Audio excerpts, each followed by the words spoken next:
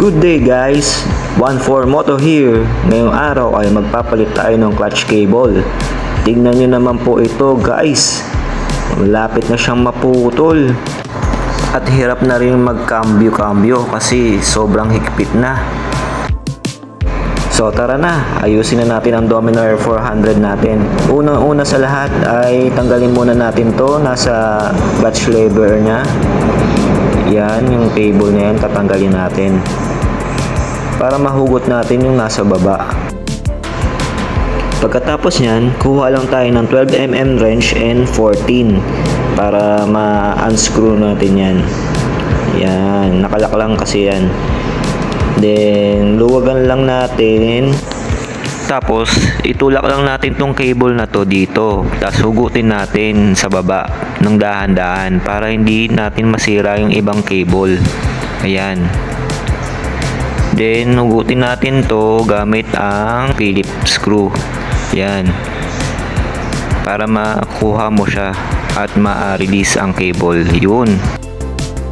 Diba? Na-release mo na. Tapos, hugutin lang natin to ulit para makuha natin sa baba.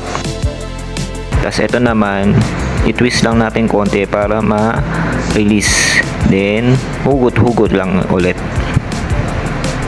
Yan, bilisan na natin.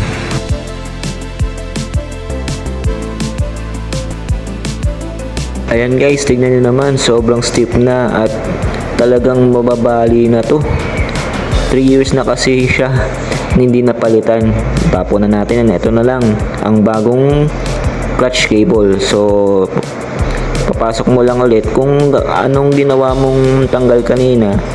Ganun din susundan mo para madalian lang ang trabaho. Suksok mo lang yan dyan. Yan, kuhain mo. Hila.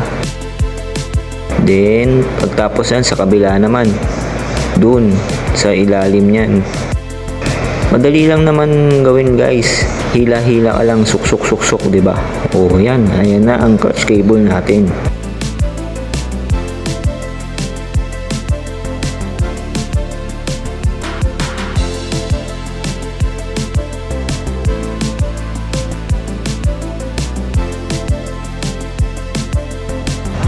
So dito konting adjustment na lang at matatapos na tayo.